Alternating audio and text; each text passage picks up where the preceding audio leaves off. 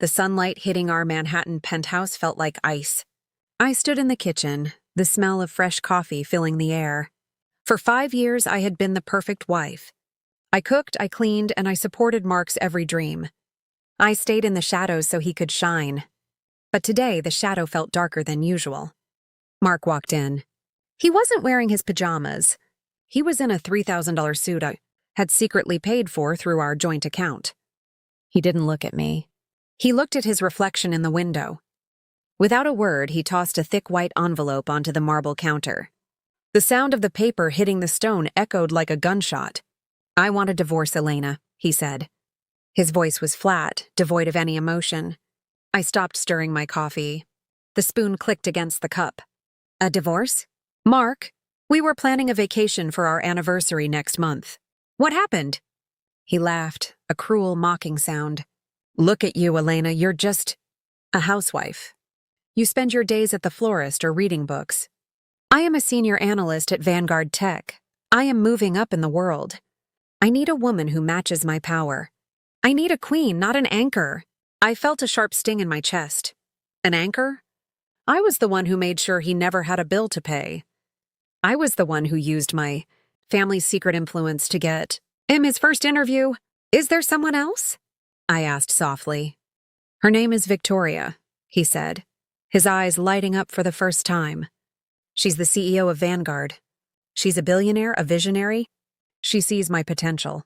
She's making me a senior partner next week. With her, I'll be a king. With you, I'm just a guy in a nice apartment." He leaned in close, his breath smelling of expensive mints. "Keep the penthouse." "I don't care. Victoria has an estate in the Hamptons. Just sign the papers and let me go to the life I deserve. Don't make this pathetic by crying." I looked at the papers. My heart was breaking, but my mind was clearing. He thought Victoria was the source of the power. He didn't realize that Victoria's company was struggling, and only one person was keeping it alive: me.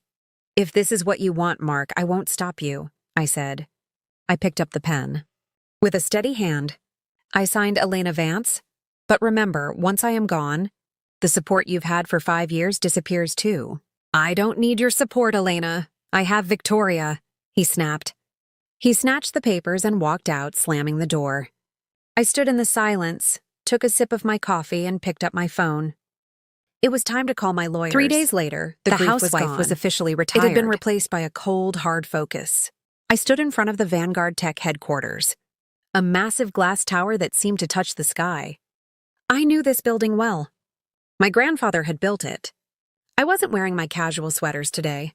I wore a midnight blue power suit that cost more than Mark's car. My hair was slicked back, and my eyes were hidden behind dark sunglasses. As I walked through the lobby, the security guards straightened their backs. They didn't know my face, but they knew the aura of someone who owned the ground they stood on. I reached the executive elevators just as Mark and Victoria were stepping out. They were laughing. Mark had his arm around her waist, looking like he had already won the lottery. When his eyes met mine, his smile turned into a sneer of disgust. "Elena, are you serious?"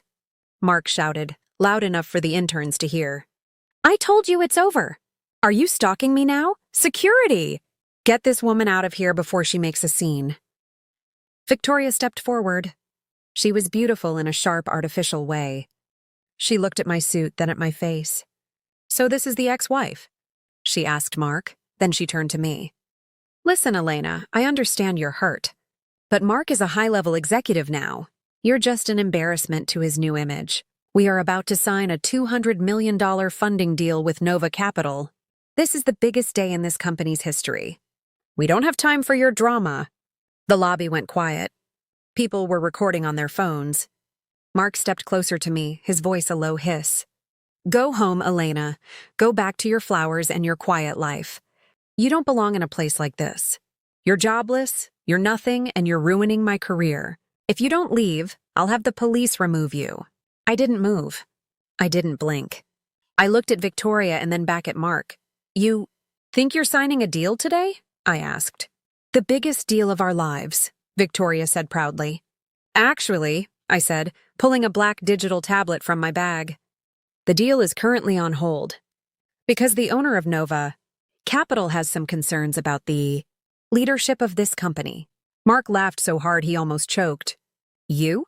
Know the owner of Nova Capital? You don't even know how to use a stock app. Get out of here before I lose my patience. I ignored him. I looked at the head of security, who was walking toward us. Tell the board of directors that the silent partner has arrived, I said. The guard looked at the black card in my hand. His eyes went wide, and he immediately stepped back and bowed. The elevator doors opened. I walked in, leaving them standing in the lobby, frozen in confusion. The boardroom was a circle of mahogany and glass. 12 men and women sat around the table, all of them looking nervous. Victoria's company, Vanguard Tech, was bleeding money. They were weeks away from bankruptcy. They needed the $200 million from Nova Capital to survive. Victoria and Mark burst into the room a few minutes later.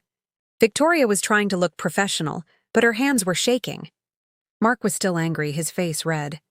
Chairman, I am so sorry for the delay, Victoria said, ignoring me as I sat in the corner. A crazy woman, Mark's ex-wife, tried to cause a scene in the lobby. We've handled it. The chairman of the board, an older man named Mr. Henderson, looked at Victoria with a strange expression. Handle it? Victoria, do you have any idea who you are talking about? She's nobody, Mark yelled. She's just a bitter woman who can't handle a divorce. Let's get to the signing. I'm ready to start my new role as senior partner. Mr. Henderson stood up. He didn't look at Mark. He walked over to me. Ms. Vance, we were told you would be sending a representative. We didn't expect the owner herself to attend. The silence that followed was heavy. Victoria's jaw dropped. Mark looked like he had been struck by lightning. He leaned against the wall, his legs suddenly weak. I decided to handle this personally, Mr. Henderson, I said, standing up and walking to the head of the table. After all, I've been the silent partner of this company for 3 years. I think it's time I spoke up.